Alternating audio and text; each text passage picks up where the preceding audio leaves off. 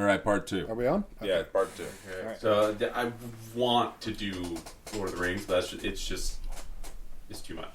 He's too. Yeah. So right now we're talking about if you could teach a class like about storytelling or writing or anything, what you would use as like your supplementary material. If you could pick anything, any movie, show, book.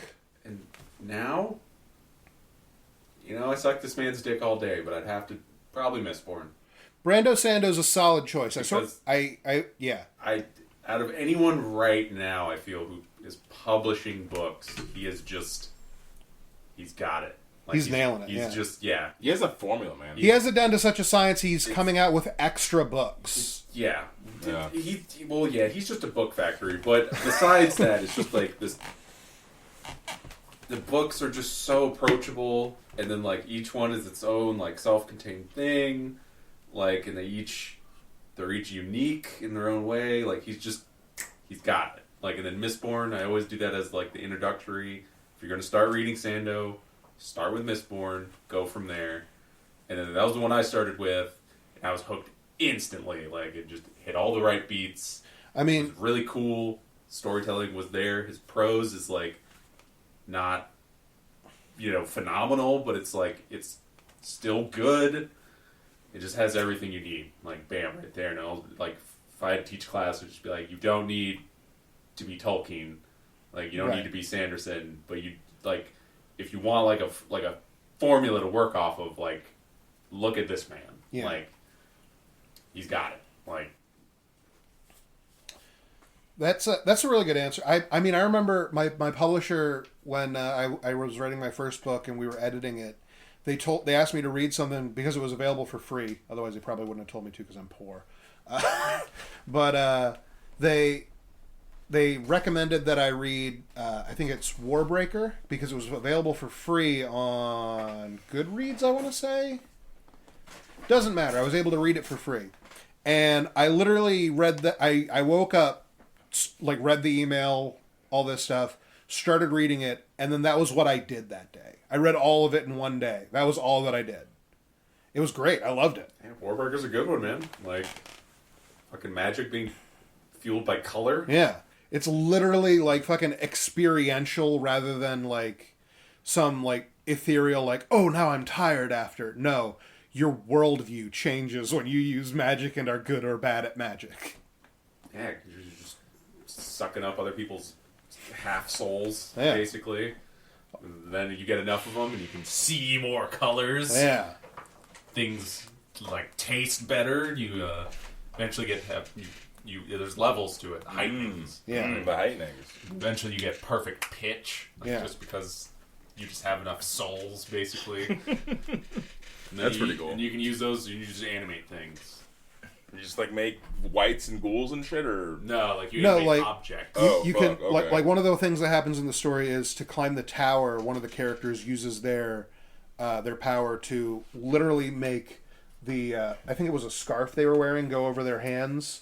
And like help them climb. Yeah, it's like it's either like a scarf or like I think it's like tassels on the sleeves of his jacket, and you have to do specific commands. And that one was like something and become as my fingers. Yeah, and then it was like he has like robo hands now, but magic. Like made of magic cloth. So okay, then he just climbs up the side of a building. Pretty cool. And then when you're done, you just suck them back up. Yeah. The only way to like lose one is to like fully spend it, where it's like you either like give it to somebody, or well, you give it to somebody else, or you put it in something that you can't go get. Yeah, and like they'll just stay in there. If no one claims it again, like it just stays there. It just chills in there. You could conceivably find like an ancient arrowhead on the battlefield, and it still has half a dude's soul in there. That's one of the characters does is she puts them all of hers in like her scarf. Yeah. So that people can't steal it, and then but she puts all of them in there. Because if it's in you, they can kind of just steal it. And she's now when you don't have any, they're called breaths. When you don't have any breaths, you become drab, which is like you look uglier. You're like you're just like, and you're unhappier than most people. You're literally like paler, like you have less color to you. Yeah. Life is just shitty. You're like it's She's like homeless. you are the during this only time. person in any scene that has the sad Victorian filter over them. Use the sepia filter. Yeah, just everyone else is regular and you're sad sepia, just gray. Tiny Tim factor. Yeah. Yeah, Warburg is great. So yeah, any sort of Brando Sando work is a solid answer. I'm trying to think. I guess any fucking book. So. Any book, show, movie. So one series that was very formative for me was The Black Company. Oh, I remember The Black Company. And I think they're making a show adaptation. They are. So. Or were at the Yeah, time that I recall. Yeah, this was a recent announcement, so hopefully they still. I think it might be Amazon, and there's a lot of potential there. Especially, so it's funny when I first read it, I was like, they could never make a show or a movie out of this. No. It's too fucking edgy. But when I was reading that was like 2007. I was reading it in high school. Yeah, same. So sometime between like 2007 and 2012. Yeah, so I read it around like 2007, and so that was before we went full tilt edge mode because everything's fucking falling apart. So yeah, in the current environment, the Black Company makes perfect. It might be regular edgy now. It's literally it's Berserk if it was just about the Golden Age, and if they didn't have Griffith instead of Griffith being this like noble he's fucking pragmatic, but he's gonna take care of his boys. No, all that matters is the Black Company exists.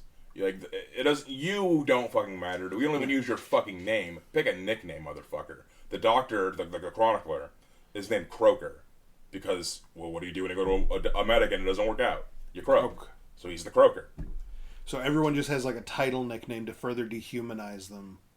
And then off the bat, so I'm pretty sure Glenn Cook, the author, was a nom.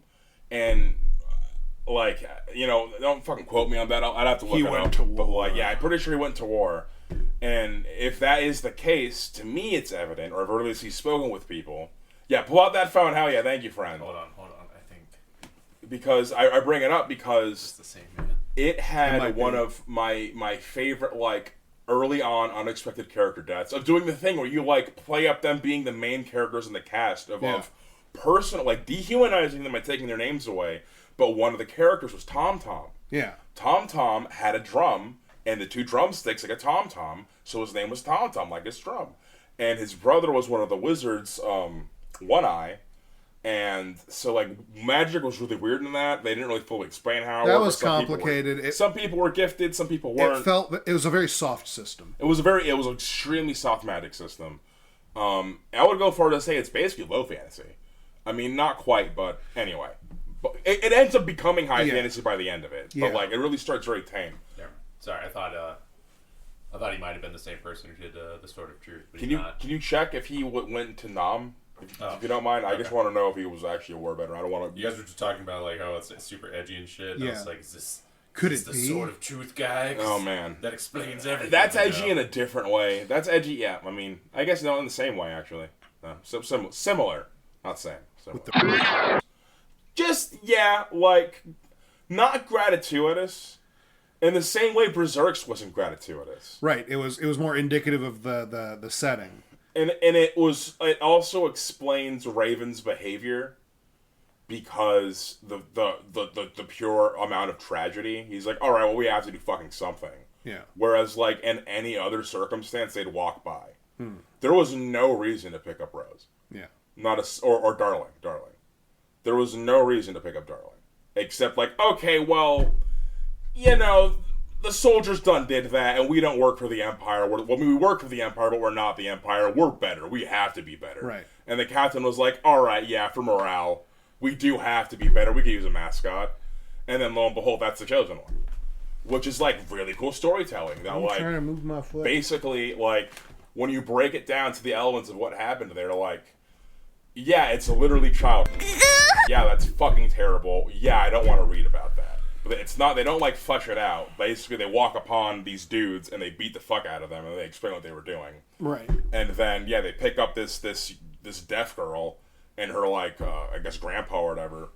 and she ends up being the chosen one, and the metaphor being that, like, typically atrocity and tragedy drives character and typically pays out in the end. Typically, the horrible things you go through are going to affect you in a way that will eventually affect and give you character or something in the future. But, like, with rape, that's fucked. At the very least, that adversity can, like, despite going through adversity, you're still, like, a good and capable person that isn't marred by your trauma. Yes, you know, like, no one should trivialize that shit, and no one should be like, you're stronger for it. Like, that's... I really don't like the... So I don't like that, but... He was in the Marines for 10 years. That checks out. He apparently left, and it was in quotations, a month before the unit shipped out to Vietnam. So he wasn't in Nam. Okay, haha, good. Thank you for... I'm not going to gas him up, but he was in the military. There we go. Well, if he was in there for 10 years, they sent him places. Yeah, no. So he's definitely seen, like, the bad shit about humanity. He almost certainly was just like, we're going where? For what? I'm not probably, that. And then start writing books. Yeah. Which makes sense. Which is why a lot of his work is informed about... Now, in the event that this man is actually a shitbag or something, I have no problem. Yeah, I don't know him. Man. I'm ignorant, man. I'm not fighting for him. Listen, we're wizards in the pursuit of knowledge, not because we know everything. Yeah. All right. In the comments, fucking blow my ass up. If Glenn Cook is like a bad person, tell me, please. Anyway, we just know he's not the guy who wrote Sword of Truth. Yeah, which I just don't even want to read that, man. I want to read about demon cocks, man. I'm good, dude. The amount of porn that had to have driven, the amount of, like, fucking horrible demon smut I see randomly, and I'm like, dude, who fucking thought of this shit? And then you tell me about the Sword of Truth, and I look at when that shit was written, and I'm like, that's what we call approximate cause in the insurance industry. Mm-hmm. That's when I tapped out. I was like, okay, you must enjoy it. Like, bro, I need to fucking not. So anytime someone says, "Oh, I love the Sword of Truth," it's like, which strike number one? The series or the first book of the same name? Yeah. The first one, passable. Yes. Still had... If it's only the first book that you're familiar with, then we may yet stand on even ground. Had a lot of problems still. A lot of problems still. But it was like... Right, but it was just dark fantasy level. It was just like, this is edgy, whatever the fuck. But then 2 rolls around, and it's just all... And I'm like, alright, I just wanted the fantasy, like... Yeah, dark fantasy shouldn't have to have... At a certain point, I thought it was eponymous with the genre, to the point that, like, anytime someone brought up, like, well, I can't read anything with genre, I'm like, well, then do you read any dark fantasy at all? Yeah. Which is, like, not good. It's not a good look of your genre, and, like, every fucking notable title, when I was younger, not anymore, obviously, clearly, but, like, going through, it's okay, Berserk, Black Company, like, it gets fucking... It felt like it was in the DNA, you know? Like I guess... The only way to make dark fantasy was to include this. Or it's just like a low-hanging fruit to, like, add, like, character development to a female character, and it's just cheap and not really effective. Until it is. It's one of the funniest parts of reading all the 40K books, is, like, there's a distinct lack of it. Which you would not expect. Which is weird, yeah. With, one reason I like it. Slaaneshi cultists and shit out there, and even the Dark Eldar stuff, like, it didn't come up, like, ever, in the ones I've read anyway. I mean, because it's not porn. It's not supposed to be porn. Right. Yeah. Whereas some people just want porn, man. All the horrible stuff is just, like, body horror or whatever. Yeah, they really focus on the body horror elements, and Slaanesh is really more of a corruption element. They really try to play up. Yeah, Slaanesh wouldn't, like, run up to rape you. Slaanesh would, like, start making you think that going to this orgy club that mysteriously has no idols to the Emperor in it is a good idea, and then you go, and it was a really good time, and actually some of these rules are lame, and then middle, now you've got, like, a crab arm and one tit, and shit's fucked, man. Like... Yeah, that's how it goes. Slippery slope, man. You gotta watch out for those dudes. They have the best drugs, though. Yeah. That's why you gotta watch out for them. Yeah, because everyone's just a little bit keyed into, like, well, I want to be the best at this experience. You go to Slaanesh, and they will make you the best of that experience. I want to be the best peniser in the world. Slaanesh welcomes you. I want a new kind of heroin that can somehow heroin my soul. Slaanesh is in it.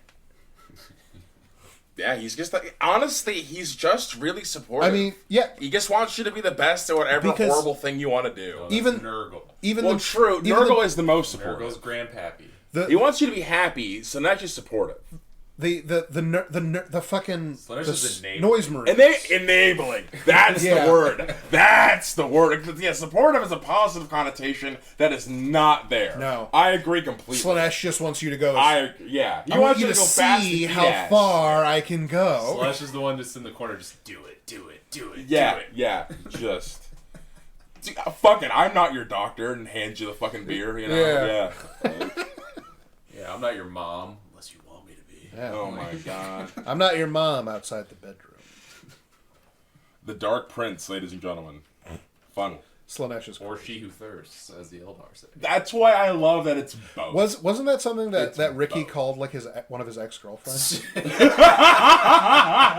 Was it, or, I shouldn't use fucking people's names. Whatever, man. It is a great title. Yeah. I She don't Who fucking, Thirsts. yeah, I don't remember. She Who Thirsts. That's so fucking good, dude. He had a lot of names, like Thirsty Cat was a good one. That was one of the Nova. I think that might be the one I'm thinking of. A Thirsty Cat, yeah, Yeah. She Who Thirsts. Okay, Thirsty Cat. I never got Thirsty Cat's real name. No, I have no idea. She Who Thirsts. Yeah, that adds up. There we go. Boom. I was going way farther back than that. That's funny. That's funny. Oh my gosh. So, back on topic. Oh yeah, what's your answer? So, my answer that I've had for like a while now is the first 3 Pirates of the Caribbeans. The movies. That trilogy of movies is... What to do, what not to do? Well, the first 3 movies, I think that they're all exactly what to do things. They just don't all play equally. And before you start, I'd like to comment that one of the things you're going to bring up, I personally took as advice in the novel I'm working on, and it instantly made it a more robust novel. So Yeah. yeah. So I've had this conversation with Tony before. We literally had this conversation. Yeah, I think we actually with- brushed on it last episode a little bit, but yeah, I thought Yeah. I could go into detail for sure. But with like Curtis and Kelly. yeah, we did. Oh, that's why I heard it. I thought, Yeah. yeah. Yeah. So, Pirates of the Caribbean is a masterclass in everything storytelling wise, and they're so good at it that most people don't even realize that's what's happening. So the advice that Tony's talking about is, how do you introduce your characters? Do they just show up one day? No. The best way to introduce a character to make them leave an impression in the reader to the point where the reader will come up with the personality themselves. So that person will be so real, is you introduce them at their most extreme. Now, this isn't to say like them pushed as far as they can go. Like Jack Sparrow is introduced as like he looks super piratey, but he's specifically posing on the crow's nest of a ship. And it's super awesome. And as it keeps zooming out, you realize that this crow's nest is, 1, of a very small ship, but 2, the ship is sinking. So, he is a pirate on a sinking ship, and then it gets exactly to port, and he is able to, like, step one great big step off the crow's nest and onto port, and now he's off to his next adventure. My man is literally on a sinking ship and gets off on the last foot. Yeah. Literally. That is the most extreme Jack Sparrow. Jack is always in a bad situation, normally of his own design. Jack is always ready to roll with the punches. Jack is also extremely lucky, and he's able to make everything look like it was planned. But also, he's able to plan shit, clearly, because he would have panicked if he didn't think that he could take that last step off onto the pier, but he knew it would happen. He's able to plan it, but also he's able to make it look like he planned it. That is the perfect introduction of a character, in my opinion. That is him at his most extreme. It tells you everything you need to know about him. And from that moment, everyone already knew Jack Sparrow. We didn't need to wait to see how the movie would turn out to see if we really understood Jack Sparrow. He pulls a gun on Will. Nobody's like, I guess this Jack Sparrow guy's kind of a rapscallion. No, everyone's like, that's classic Jack Sparrow. Yeah, of course he did that. Of course he Hell did. Yeah. Pirate. What a scoundrel. Yeah, even they call it, Yeah, boom. he does that. And like even at the end when he reveals that actually he stole a piece of gold too, so he's cursed. and then he throws it back in, ending the curse so that the villain can be, Barbossa can be shot and killed. It's all unexpected, but of course it goes that way. But we know that from the beginning of the film. That's a perfect character introduction. Every character's introduction tells you enough about themselves so that nothing that they do from there on out is a surprise. It's unexpected, but it's not a surprise. Of course that's what they do.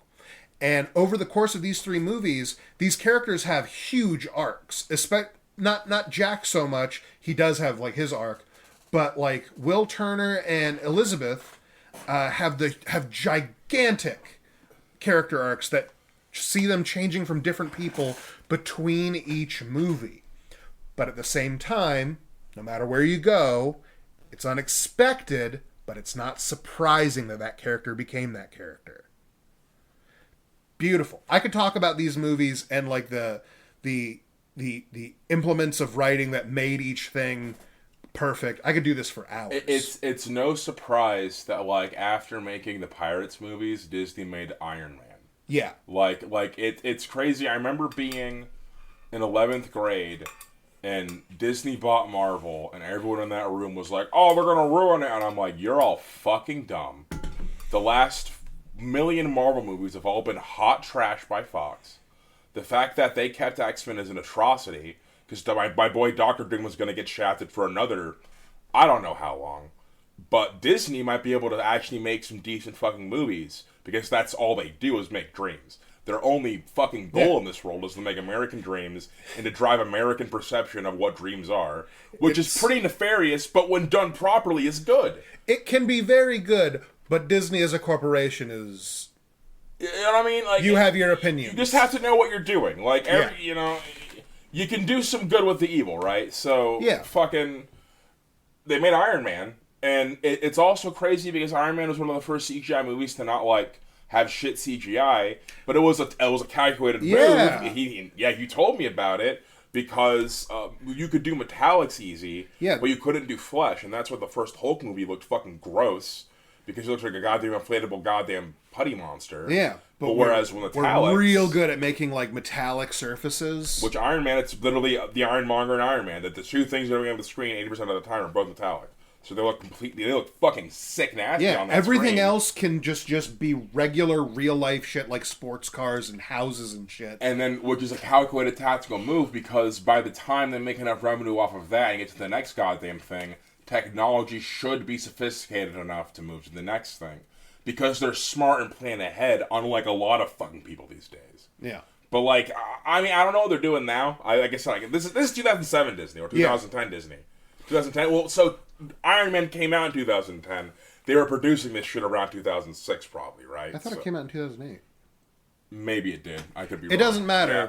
This is past Disney, which is more willing to do work on these things that like are important to the entire experience. Yeah, let me fact check on myself. This is before Marvel. 2008, you're right, 2008. Before Marvel movies printed money. Yeah, before Marvel movie became anymore. Before Marvel movie became a kind of bad. I think it's a genre unto itself. Yeah, a genre unto itself, Yeah. and it's not spoken of with reverence. It stopped being about action movies and became superhero movies, and now the superhero movie genre is its own genre, and they're not that good. So, like, one of the things I was talking to Kelly about was, like, when is a plotline forced? We were talking about Succession or something, and the rule that I told her was, a plotline is forced if there's nothing that like, if we look back on some part of it, and we, like, think about, like, where's the only place that story can go, if it, like, has that, like, breadcrumb explaining it, then it's not forced. It was a part of it. It might not be done well, but it's not forced. It was foreshadowed. I think the thing that we were talking about at the time was a character in Succession is like getting over using drugs, and then they get put in a very stressful situation, and then by the end of the series, they're back on drugs and it's ruined everything. And I'm like, that's not forced. That's the only... There's no other reason to tell us that character had a problem with drugs, other than for this to happen. Otherwise, that's more of just like a an aesthetic choice rather than like a character choice. Where was I going with that? Just talking about Writing? That's Yeah. right. Okay, good. Good. Yes. I can be a clever man, microphone people, I like to think, but I'm also yeah, you know, it'd be like that. It do be like that. some very mean words for the intellectually disabled yeah. are also applicable to me. Yes, so is.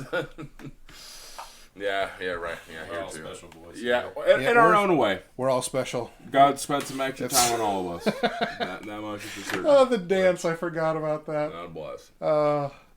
Beautiful, Mario. I love you. Oh, so the much. dance. Oh, man. Dude, how do you fucking do that? How could this I mean, no, I would have done the same thing, though. Honestly, I say that like I wouldn't have, but I have done the exact same thing. I've had my brother's friend. She's my friend, too. You remember Liz? Yeah. It's funny you remember Liz, you remember Adriana. Why Oh, wouldn't God you? damn, dude. Motherfucker. Yeah, no, it's Motherfucker. Anyway. I've met Adriana definitely more than I've met Liz. I went to this party at ODU at Justin's place, and she was literally grinding on my dick, and I just stood there because I was like, I don't know what I'm doing. But like, I don't dance. I don't fucking know what I'm doing. I mean, I'm practicing now, trying to get some moves down so I can defend our honor in case we got to get served. But literally, that's the only reason. So, see, like, how could you do that? It was real easy.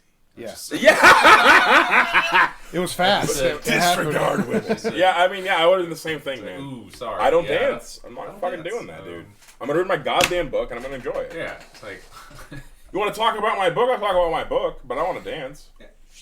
Empty chairs all around. Yeah, Sit yeah. down, you know. Come on, sit down. We'll spend some time together, Which man. that would have But- been the smooth thing to do, was invite her. Yeah, to sit yo, down, yeah, true. Which I didn't true. think about till later. Yeah. True. I also didn't make the connection.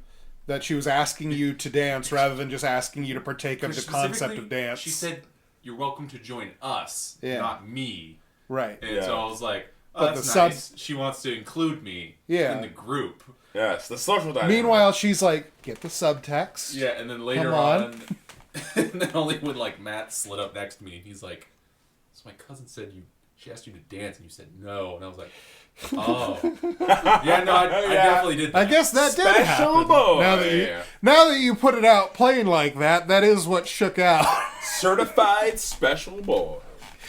No, I'm there too, man. Dude, it's funny how many times like people are like, oh, you're flirting so much. I'm like, I'm not flirting. What are you talking about? And they're like, I don't know, man. I'm just an awkward, weird man, and I'm always going to be, and that's fine.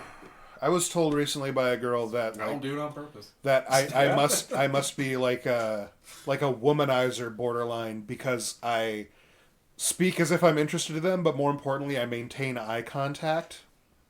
And she said she found that sexually intimidating, and I was like, in like a good way, and she's like, yeah, in a good way, and I'm like, I hate that. I'm just sort of I'm doing crowd work actually, and that's what you're supposed to do so that they feel important. Everything is bits. This is a comedy show, not a romance. Yeah, I'm very sorry. He is perpetually on 6 layers of irony. At least. Which makes it very awkward when I have to be like, "Oh no, I'm sorry." You have to. honey. You gotta find somebody who's actually. I'm from the internet. I'm not real. You gotta find a real boy out there. Bro, let's say you had Big Daddy interview. They would not stop talking about it, bro. It was really funny. That made me very happy. Yeah, I'm yeah. It's good. You're quite the looker sometimes. Mario. Isn't that Mario. Oh, dude, I'd eat you up, bro. Isn't that just giving someone attention though? Like your Yes. full attention. No, Exactly. that's what I'm saying. You see, People are so deprived that they're like, "Oh, you treat me with presence and attention." Oh my god, like when you're having a conversation with somebody, if you like it's insane that people are like, that's well, how no, you're you supposed to talk to turned people. your whole body and looked at me right in my eye, and I'm like, yeah, I'm like an NPC where if you hit A, I do that. it's all being polite. It's mannered. That's what we're supposed to do. You know that, right? People don't know that, and people don't know that so hard that I was quote sexually intimidating. what do you mean? I hate that. Microphone hate that. people, I'm a very soft-faced fat man, so take from that what you will. He's a looker. Don't be fooled. I'd eat him up. But I'm like weird. Don't worry about it. We're not going to go into it. It's just, I find that bizarre. I don't know. It's first of all, it's a very bizarre thing to say at all, much less to the person. Imagine how awkward I felt being told that. It was awful. Yeah, dude. Like, what do you do? What do you say to that? Like, do you like thanks? I'll tell you what you say to that. You say, "Excuse me." Yeah. Good move. And then Balls in their court. And then they explain it, and now you're talking on your friend's podcast about it. Yeah, well, there you go. Fuck, man. It didn't go very fun. What are the crazy ass Uber stories? Oh, I have tons. Yeah, what's a good one for the fucking I mean, podcast? the one that comes to the top of my head is the gay mouth story. It's funny, I was just thinking, as you were telling me that you were sexually intimidating, I thought, the fact that you have some DSLs could fuck with people, man. God damn it. I feel like I've heard this one before. You probably have, but I'll go over it again for the microphone people.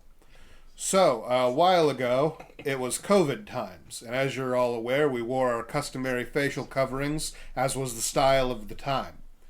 And I picked up a group of people who were coming from a wedding. It was 3 people. A couple, a man and a woman, and their friend, another woman.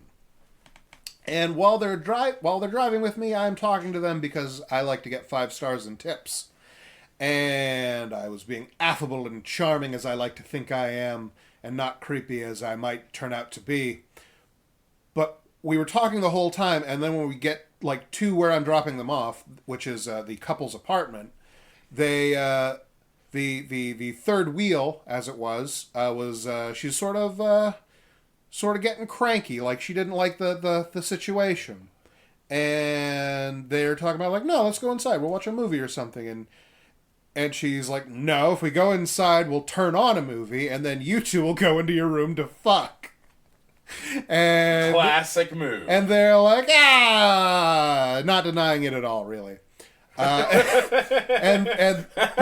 they also sort of interpreted it as what, you need somebody to hang out with? Kevin's real cool. I'm an Uber driver, I'm a stranger, so this is a weird pitch to begin with. But Kevin's real cool, right? And I'm like, I could be cool. And they say you sound handsome. Show her that you're handsome. Take off the mask for a second. And I pull down the mask in order to do a bit where I was going to be batting my eyebrows and being like, I'm gorgeous.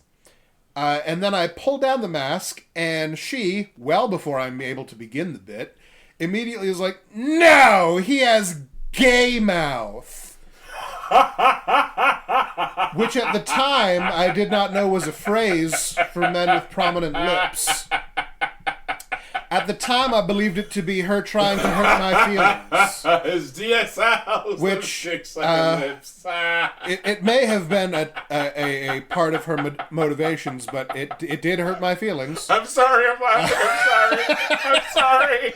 It's a funny story. You have beautiful lips. You have beautiful Princess Peach lips, like Tom Hardy. That's what they hide them all the time. And fucking, they didn't show them in Bane. They didn't show it in Mad Max. Yeah. Because they're distracting. And anyway. Your face. You microphone people, you should see Mario's face. Is that why they had his mouth? Yeah. Otherwise, that tough guy facade falls away. It's gone. The second you look at his gorgeous, beautiful Princess Peach lips, you're like, well, that's a gentleman right there. That's not a badass. He doesn't have Buscemi eyes. He has Buscemi lips. Yeah. Buscemi eyes are unsettling. Tom Hardy's lips are, inspired. They don't match. They don't match. They don't belong on his face at all. Okay. Look, people, look. Anyway, from there, they got out of my car, and I drove away with my feelings hurt, and that's the gay mouth story. That's good. Tragic. Good. Yeah. That's how it goes, man. I'm pretty sure they tipped me $10. Consolation. Presumably because of the comment. The outburst. Please don't give us a 1-star review. Because I can only imagine from their side of it, they must have actually thought that I was at least cool enough to hang out in the other room while they plowed.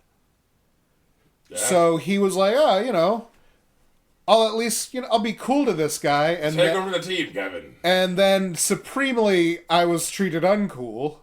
Yeah. And then, They really did you dirty in Yeah. But they gave me $10, Well, I so guess I'm not, fine. yeah. And now I also have this fun story that I get to tell. Yeah, and it builds character. Yeah. Yeah, that's... Did you ever figure out a different thing for teaching this? You know what? If all genres, all nationalities, mediums. Yeah. Fish Story, or Mobile Suit Gundam, the movies, the trilogy. But like the thing is, the second one is a big ass because that's like 7 hours of content for a class. I don't know if I can fucking make him do that. Tony, what's up?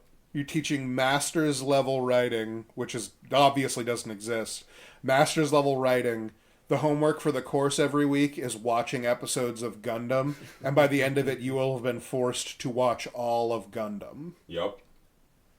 And if anything, you're welcome. Yeah. If you got anything out of this class, you're fucking welcome. Write me a summary of each episode. You'll get an A. And then we'll talk about the lessons that we've learned. The thing is, I wouldn't do that with the original series because it's such a toy commercial. Right. It's such a gratuitous toy commercial. Make that part of the questions. They have to write down every part of the toy commercial. How many times? I mean, I could try to explain it to like a communication thing about like targeted ads and shit. I mean, yeah, exactly.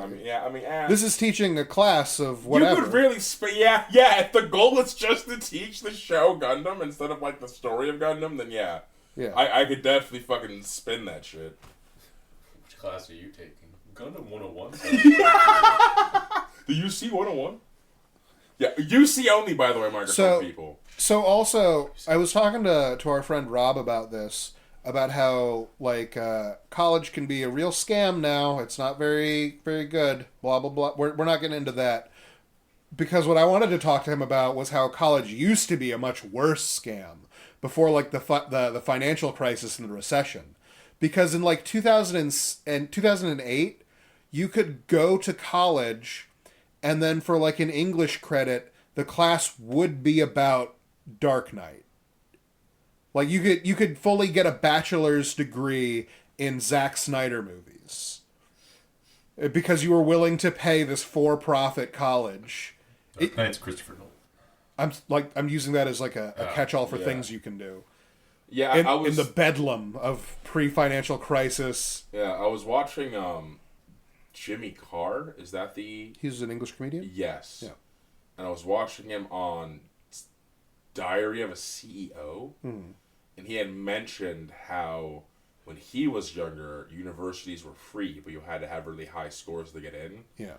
And one of the things our society is suffering from is that. Yeah. Like, why can I buy to get a degree that doesn't do anything?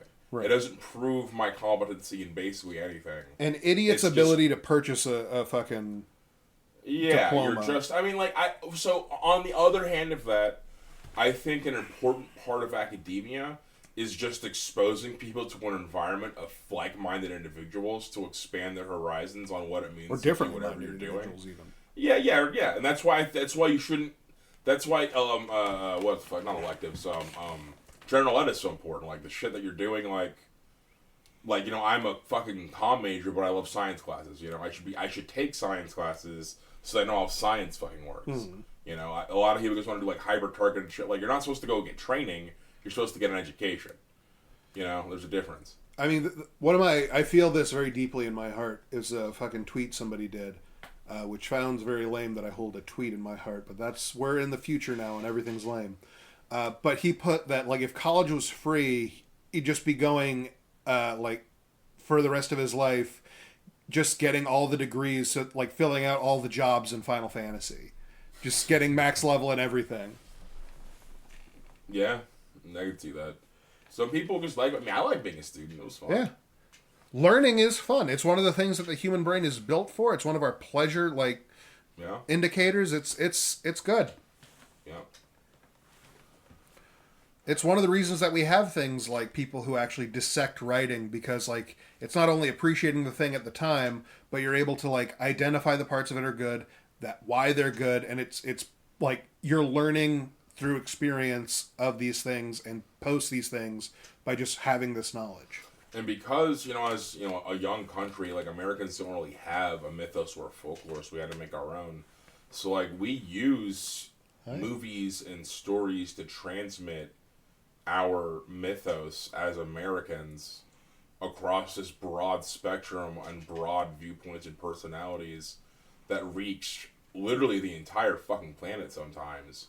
And the power and magnitude of that, of like what ideas and imagery gets translated. Like I was talking to Curtis, like, what does green mean? Right? What does green mean? Green means a lot of things. Now, it used to not mean anything, but it means a lot of things now. Van Gogh helped do that.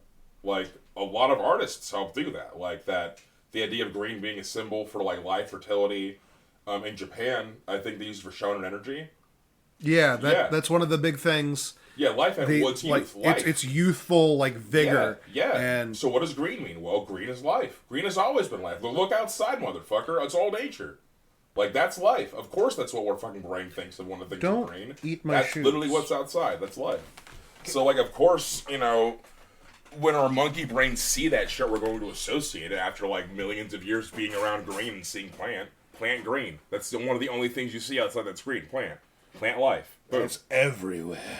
So I had to pick up this rabbit because it was eating my another shoes. good one. Another one I really like is purple. Purple is the color of evil. Not necessarily because purple is evil, but like in lore, media, and mythos and shit, one of the most unnatural colors in the existence is purple. Purple technically doesn't exist. Purple is your brain playing tricks on you. Yeah. Like, purple is your brain not registering what the fuck that is. So, it's interesting, that, like, when you see in, purple's like the power of corruption, typically. So, like, you'll see, The color out of space was purple. yeah, the color of space was purple. Trying to think of, like, other really good examples, like purple being, like, entropy and, like, decay and shit. I'm drawing up blanks right now. But yeah, you see it a lot in mythos and stuff, and, like, video games, where purple's, like, the evil corruption color. Because it's just so unnatural. It doesn't, like, besides flowers, it's not really anywhere else. Yeah. And once again, it's only in flowers because our brain is looking at green wrong. Yeah. It doesn't understand that's green. Another crazy concept of that, when I was younger, I always thought, man, tigers don't make any sense. If you're orange and black, how the fuck are you going to hide in the woods? Well, prey animals can't detect orange, they see green. So they're green and black in a forest. That's fucking perfect camouflage. Of course they're great hunters. But my dumb little kid brain didn't fucking know that. Yeah.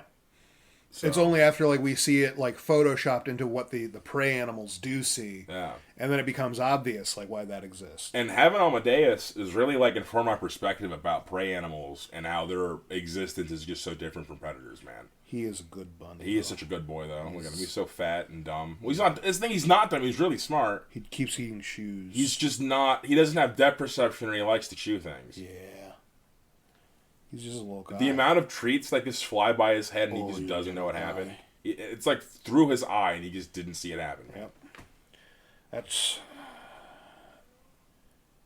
Yeah, all he does is lick, though. He doesn't... Yeah, he can't help himself. He can't stop. Yeah, you know, I don't know what that's about either. Is it trauma or Maybe whatever? grooming behavior? Yeah.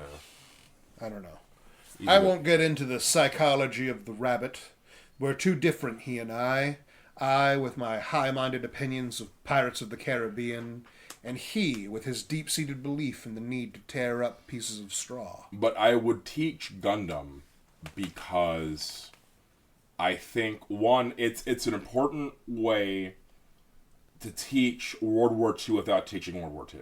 Mm-hmm. And it's an important lens to explain what happened to post-World War I Germany, and how when you put your heel on a people's throat for long enough, they'll do anything to get that off. Anything to get that off. Anything to get that off. Even drop a whole goddamn city on your city. Obviously, the colonies being a metaphor for the nuke. Yeah. A more obvious metaphor there is not. And much like the real nuclear warheads, it works every time. And I think... in bad ways. No one wins. And like you see a lot these days, you know, with folks like being mad about what's being taught in schools and like how we're portraying history and blah blah blah.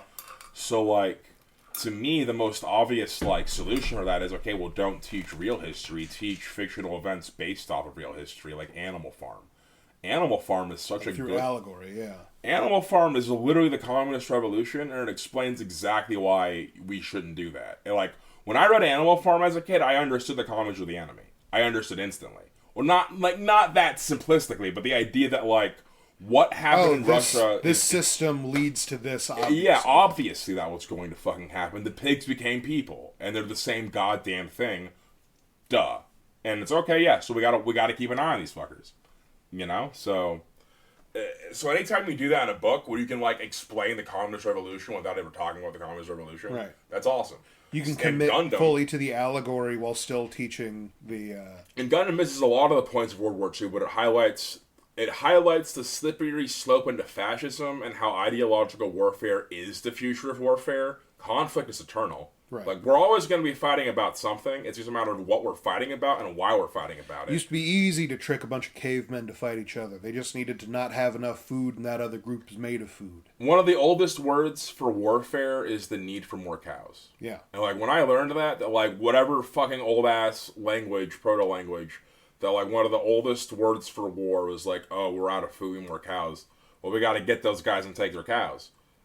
That's just how it goes, man. You can't even be mad about that shit. So there was a thing that I read the other day that I thought was funny. It's how the Arctic, as we call it, actually comes from like a phrase which meant the place with no bears, which leads to Antarctica, which is named as polar bears, the opposite of where there are no bears.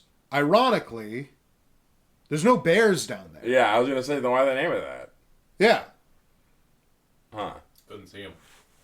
Blended with the snow too well. Is that like Lemuria? I might have this backwards, but like I believe that to be the one of the phrasings of like the Arctic and Antarctic. Yeah, I'll look it up later. It doesn't matter. We don't need to fucking fact check shit. Yeah. Part of being a wizard is being wrong sometimes. Yeah. Being wise doesn't mean you're correct. Yeah. Once again, leave in the comment if we're dumb. Just fucking explain to me why I'm dumb. No, I like it. Fucking... what else would I fucking teach? Another reason I like Gundam is, like, it... So, I would want to teach the movies and not the show, because the show just has a bunch of shit you don't need to talk about. It's just yada yada. Mm-hmm. But the movie really does, like... cut down on the fat. Yeah, and it's also a great 3-act... You know, like they do... It more clearly represents each part, yeah. Yeah, it really gets to the point. I mean, I'm drawing blanks right now. I'm kind of tired, but like I could fucking hero's journey shit. I don't think it actually follows the hero's journey, but like it does follow very good storytelling structure.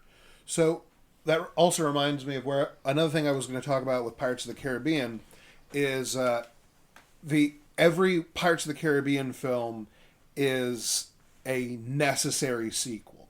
So yes. So there's a concept in writing which is necessary and unnecessary, and then you can apply that to everything. There's necessary and unnecessary aesthetic choices. There's necessary and it's just a concept. Yes, I agree with that completely. So, and sorry not to interrupt. That concept is also extremely robust because of Madoka Magica and how they have violated that to success. Yes, absolutely. Which is like crazy, yeah. So in terms of like necessary sequels, in just a standalone work, every piece of plot should be necessary for the further of the plot. Like something leads to something leads to something, and it has to lead there, and then it must conclude there. Now, at every point in your story, this should be escalating in order to like heighten tension and everything. But like at the end of the story, tension's supposed to drop because like it has essentially gone through its entire life cycle and told a whole story. However, when you have a necessary sequel element, what you have then is, well, what if those things continued to escalate? So rather than like escalating and then fully dropping off and then the next movie is about something completely different, it's not about something completely different. It's about the thematic continuation of the struggle from the first movie. No longer is it some ghost pirates exist and are bad and are at conflict. It's that the concept of like our like pirate afterlife and ghosts is now like a physical character that must be dealt with. The sea isn't dangerous for pirates solely because like, oh, they're a rapscallion bunch and there are some Navy guys. There are Navy guys in newer ships that are just like technologically better, who have like vast resources that no pirate can contend with. And there's a fucking Kraken out there because the nature of the sea itself is able to be turned against them.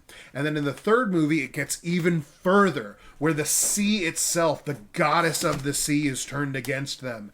And this character, Davy Jones, who was previously allegorically equivalent to a grim reaper with like a horde of demons at his disposal, has become just as desperate a character as these individual human pirates, because he realizes that his heart is in the hands of the Navy, who have continued to escalate as a threat, filling out all the parts of the map so that pirates have nowhere to hide. Pirates have never been weaker or in a higher stakes situation, and all the pirates in the world get together under a pirate king that they've never done, and they have this fucking boat fight in a fucking whirlpool, and they're locking the boats together. Yeah, what a good movie, dude. These three movies are spectacular, in my opinion, and they are also perfect representations of how stories must move. They must escalate within themselves, and then without themselves in the meta story, they must continue to escalate until the end. So those three movies had to be those three movies, had to escalate how they did, had to end. And then when they made two more, and I don't like to talk about those. Yeah. Which is why trilogies. Yeah. Which is, once again, why I want to teach Gundam movies, because they turn into a trilogy. It's literally, okay, we start off Space War, it's fucked. We gotta get the Gundam out of here with White Base. We're all a bunch of kids in this fucking thing. Let's try, fam. And then they fuck off to Jaburo, and they get to Jaburo, and it's still fucked. Because the first movie's about them getting to Earth, basically, right? And then the second movie's about them being on Earth, getting to Jaburo. And then from there, it's with them fucking off back into space to end the war. And, like, it really, like... Yeah, I'm drawing blanks here. Sorry, guys. But, yeah, it's a very good trilogy. And, like... Yeah, you can really break down a lot of, like, themes there, especially, like, Shar, the Red Comet. Like, yeah. So, I remember, I think it was Katsucon or AUSA when I was younger. Me and my brother went with our sister, because she was basically, like, you know, she's my older sister, so she was one of the trendsetters for anime and stuff in this area. So, like, when we were in, like, you know, second grade and shit, she was, like, watching Dragon Ball GT, you know, and, like, so... She already knew how Dragon Ball Z ended on Toonami. She was the coolest. Yeah, she was torrenting shit, and yeah, she was the coolest. She was like Pirate Underground, like Rebel. Well, I was like, man, my sister's the fucking coolest. Anyway. And she was. The patron saint of Space Ghetto, enlightening the ignorant masses. Anyway, She gave us brain rot. Fuck, bro. But we love her for it. I love you, sis. If you're listening, I love you, sis. Best. The goat.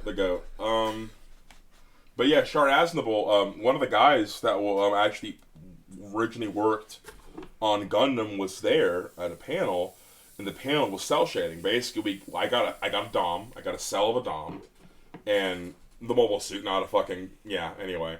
And we got to paint the cells, and like, you do it in reverse order, so you do like the front layer first, and you go backwards, blah blah blah. And he's just talking about shit while we're doing that, and just answering questions. It was such a cute little cool panel.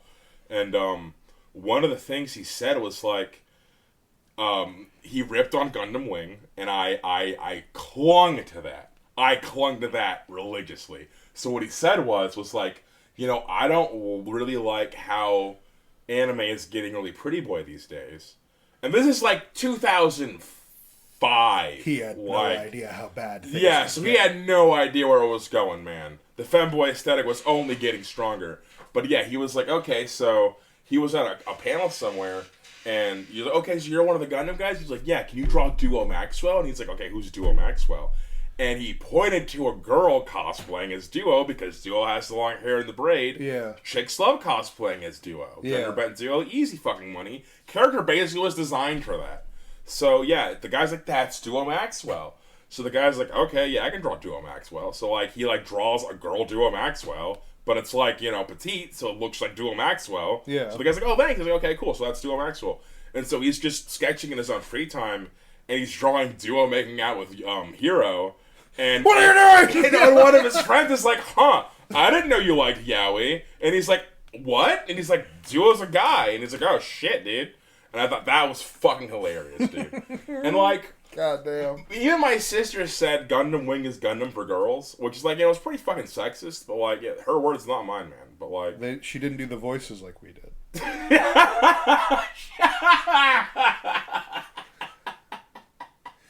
So we rewatched Gundam Wing as adults so that we could really dig into its thematic components. Not really, we just sort of wanted to watch it. But anyway, every time certain characters came on, we would do voices for them, including Barack Obama and Donald Trump and Bill Clinton and others. Obama being Trey's is one of the funniest goddamn fucking things he's ever done, dude. I knew you would come. I believe in the tall geese too. Yeah, that was fun. Fuck, bro. I can't. I knew you'd come, Wu-Fei. Over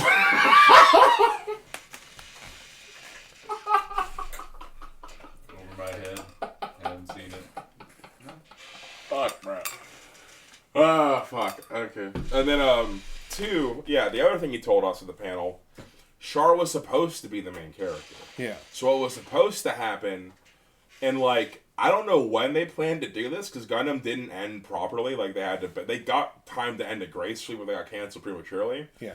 And they got canceled twice. Yeah, we'll talk about the thing with the waifus. Yeah. That's one of the coolest things I've ever heard anyway. So, but yeah, Char is supposed to be the fucking main character. So part of the bleakness of Gundam and the kind of the message they were trying to convey of like the horrors of war, Amuro was supposed to get shot down at some point. Like really like abruptly and brutally. And because that's what happens. Because that's what fucking happens.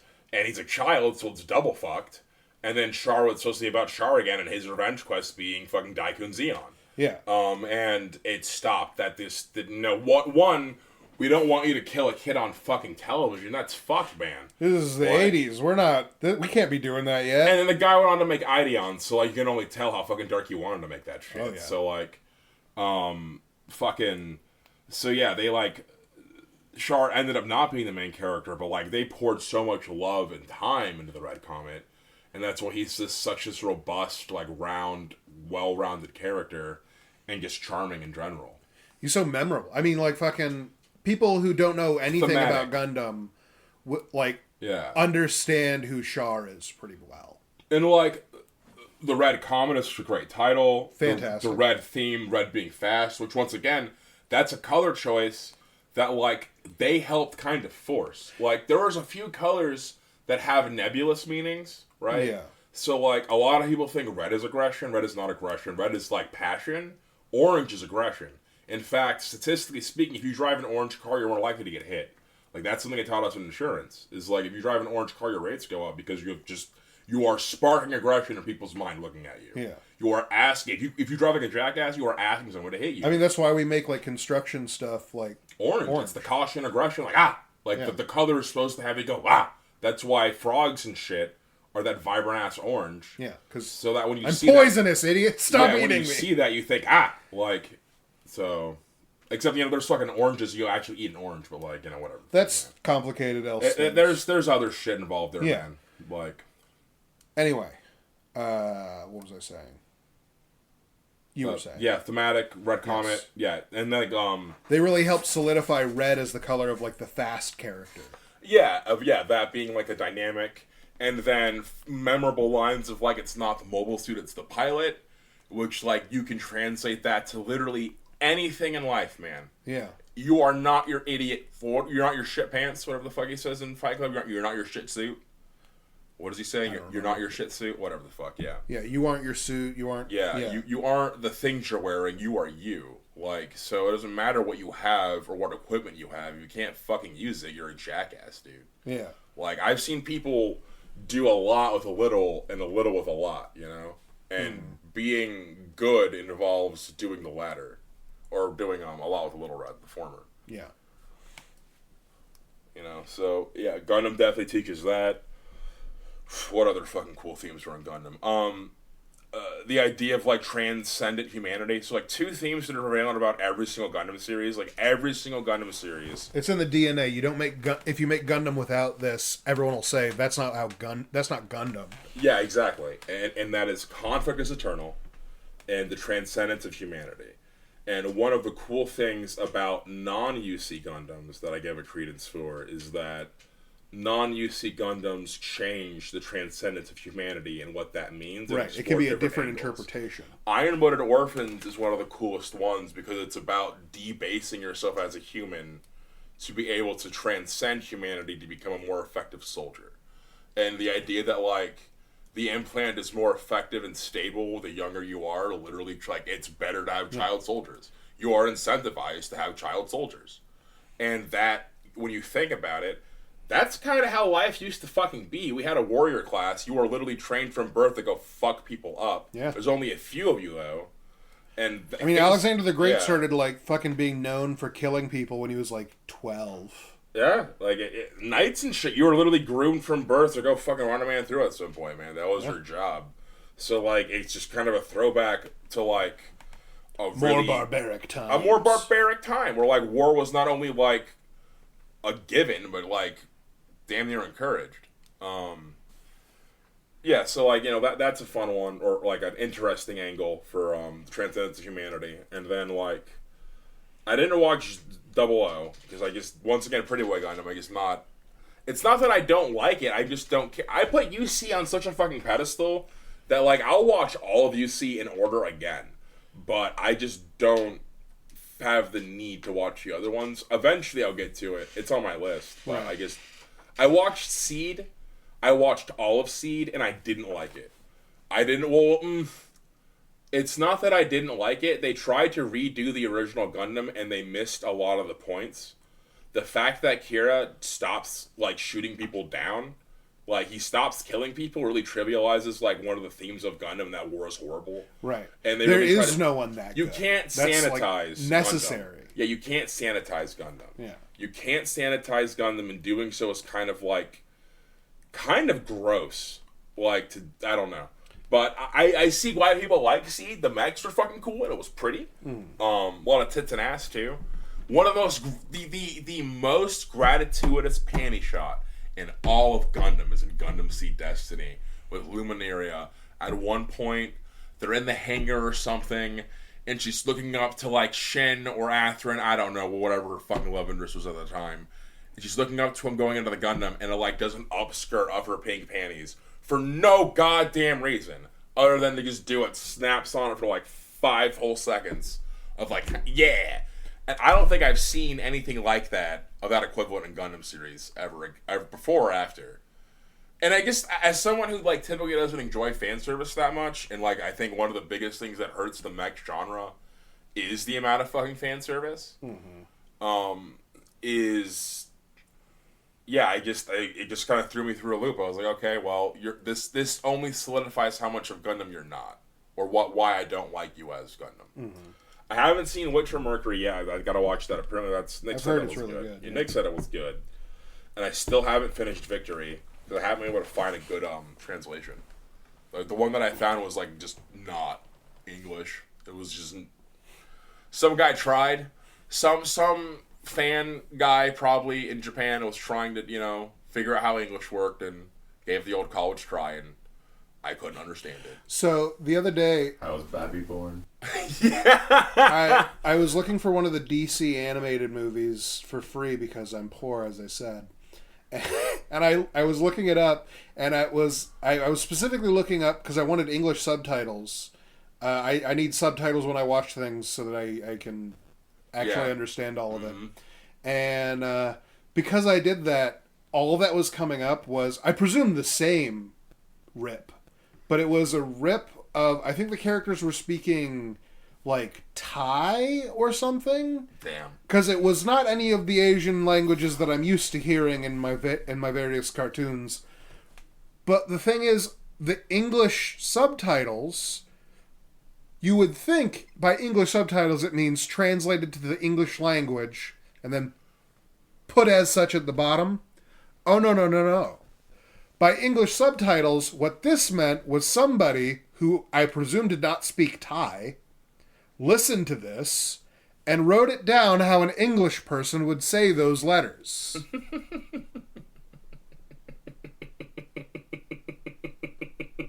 I thought I was losing my mind when I was watching that. Are they fucking with you? Because there's no way that they spell that word the way that I would spell that word. That can't be the case. First of all, they have their own language system, so if it was for them, it would be in their language. It's bananas. I have no idea who that's for, but you can find it.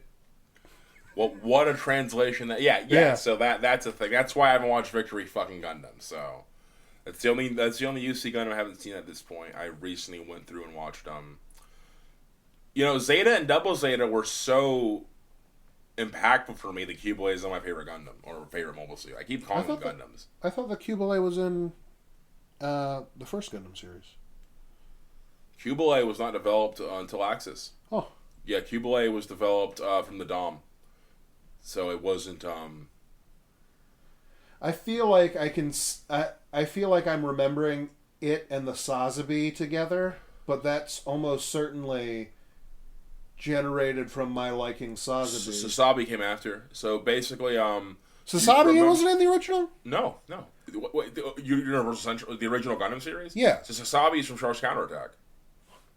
What do you? Yeah, I don't. My memory. The Gelgoog. So basically, there's Char has the Zaku 2, right, and then he has the water one. Xenon. Not Xenon. Xenon's the last one. Not my fucking. Zagok, the Gog. It's either, I think it's Gog or Zagok, one of the two. It doesn't matter. Right. So he has the amphibious, boys. not subterranean, the amphibious one. Yeah. For Jaburo. And then they fight, and then, shit happens. They fuck off into space, and then he gets the fucking Gelgoog. And the Gelgoog is mass-produced to replace the Zaku 2. Yeah. And if they had actually done that properly, Xian would have fucking won a Baoku. But, Cassilia did what she did, and they basically banked on having a bunch of novice pilots. Literally, going back to why Gundam is so beautiful, this is shit off the screen, people, by the way. None of this is said on the screen. You have to actually, look into the deep cut shit to know this. But one of the beautiful fucking symbolistic things about Gundam is that one of his first fucking lines is that it's not the fucking mobile suit, it's the pilot. And why does Xeon lose a Baoku? They place overconfidence in the Gelgoog's ability to outclass the Gundam Federation's numbers with a bunch of rookie pilots, and they break. They break the second Giranzabi dies. And they lose. And it's literally... And it's the exact opposite. It wasn't the suits that lost, it was the men that lost. It was the men. Yeah. The exact thing that Char said, you aren't your shit fucking mobile suit, it's the pilot. Well, yeah, they placed overconfidence in the Gelgoog. Yeah. They thought it was going to be their... And by the way, it would have been if they had the leadership behind it. But they put the black tri-stars in Gelgoogs? Yeah, you give me some black... War's over. Yeah, you give the war's over, motherfucker. But, they ran out of those guys. They Gundam killed them all. That's also part of the... They kept throwing them at this child with a bloodlust. And that's also... He took care of them. Another thing, going back to, a World War II allegory, is that, that's one of the things that happened to the German forces. Once their, actual shock troopers, their elite units, got fucking wiped out through attrition and trying to fucking fight Russia when they shouldn't have fought Russia that one time, or at that time, rather, fucking winter. Once you start bringing in rookie soldiers, when you're fighting rookie soldiers, your superior shit isn't really superior anymore, is it? You know? Once your elite dudes run out, it's pearls before swine at that point. The tip of the spear is blunted. Oh shit! That happens in almost every fucking war. Meth will only carry you so far. Yep. Meth will only carry you so far, and which is one of the things. That's why their spear wasn't blunted for so long. Is meth, and god damn did it work. Fucking props to you, man. Don't they need to sleep? No. Well, and the other part, not only do you not need to sleep, the second I shoot you 4 times and you're still standing, I'm running, dude. Yeah. Okay, they're the Ubermenschen, dude. Clearly they're better than us. They can take 5 bullets. How the fuck is that? Yeah. That's where I can do that too. So, one of the things that I say now is that, so Tony already touched on this, that we're ratifying our current mythology with movies. Yeah. But one of the things that I say now is that we have modern mythological roles that we've decided are as eternal as any like mythos. And one of them is the idea of the super soldier, which is it was just guys on meth, but now it's been ratified as like actual mythology in like the modern human like society that like we don't even have to say any more than the words super soldier to describe a character. Yep. Captain America, his power, he's a super soldier. And it's crazy because, meth will turn you into a super soldier at a cost. Once you run out, man, that's... Yeah. It's a strike to morale, for sure. And then goes the teeth. And the skin. And everything else. And a whole bunch in the muscle mass. Yep. And the bones. And you'll be real tired. Yeah. Real tired. The tired that sleep won't cure. Fuck, brother. It didn't go for him well. But yeah, so fucking Gundam teaches that. It teaches, like, once again, you gotta be paying attention for it, you gotta look for it, and it has to be framed in the right way. But, like, yeah, you aren't your shit mobile suit, man. Like, once it comes to be about numbers versus numbers, anything can fucking happen. What are we looking at on time? So I got another hour. 50 minutes for this one. Gotcha. I mean, it's like 11:30, I don't know. It usually go to midnight. I meant what time? Like, oh. Yeah. Yeah, 11:30. Okay. Yeah, 11:38. Yeah. Yeah. Another easy one you could easily do a class off this, Avatar. Last Airbender. Oh, yeah. That's low-hanging fruit. It's also a kid's show. Yeah, that felt obvious to me because it seems like if you watch that show, you'll just learn those lessons. So yeah. I hardly need to teach the class. And another reason I would say that, and it's funny because it doesn't come up to the third arc, they do some almost breaking the fourth wall where Sokka literally says, I haven't gone through a character arc, and that's kind of horseshit. I'm going to go get a sword. And then he does that for an episode. Yeah. Which, like, when I first saw that, I was like, are you making fun of me? But then I was like, you know what? No. They played it off well. Sokka is the comic relief. He would do some shit like that. It also... I love this. Exactly. It's unexpected, but it's not surprising for Sokka to do that. Precisely. It was so unexpected. I was perturbed, but then I thought, go on. Under examination, it makes sense. Even like as like if Sokka were a real human being and he actually said the phrase like I feel like I haven't gone through a character arc, it would still be like that's such a Sokka thing to say. Yeah, he's like I don't feel like your Aang's doing firebending. Katara can do. I forget what her upgrade, like the bloodbending maybe it was. She got some sort of power. I think she got better at healing. Yeah, she's just making him a stronger waterbender. Yeah, she's a master at this point. And then he had his fucking boomerang and moxie, you know. So he's like, all right, I want to level up too. So then he literally goes and levels up, and I was like, that's cool, good for him, man. Everyone got their little arc. They're ready to go fucking take on the guy.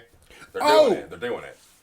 This is a thing that I brought up to Curtis and Kelly, but it's also a reason why Avatar, a reason why Pirates of the Caribbean, even Gundam, why these things also work so well is that all the characters are so not developed, they're just strong existences that you can easily like understand. Because like one thing we were talking about is Frozen is a beloved movie that I believe is bad. Because my God, because there's a character in it who, if anyone is with that character, the only way for storyline, for conflict to happen, is for it to happen to them from the outside. I'm of the belief that when you are writing any of your characters who are actually like characters, not like background guy, if you took any two of them and put them in a room together, conflict and story would flow out of them. And that should be for your entire cast. And it's true for Avatar, it's true for Gundam, it's true for Pirates of the Caribbean. These are, like, every character is so themselves that anyone you put into a room can fuel, like, say, an episode or a storyline. Even, like, the friggin' cabbage merchant in Avatar by the end, by sheer accident of, like, being a bit, is, like, fully a character we can understand. And we could tell you more about that character, like, just by watching it, than they ever gave us on the screen. And it's just these strong introductions and honestly consistent, like, unexpected but unsurprising behavior. It sticks on theme while also subverting its own genre. Like, exactly. Anytime you can, like, I don't gas this one up anymore as much, but Shield Hero originally piqued my interest because I feel as though the anime market is flooded with fucking isekai. But it's a pretty cool genre. People like it. It's fine. It's interesting. I understand why it's flooded. I just wish there was higher quality. Right. Because it's flooded, there's so much trash, it's just fucking rising to the top, you know? But one of the reasons I like Shield Hero is how many fucking tropes it completely fucking subverts. Because it's a harem anime, but it's not a harem anime.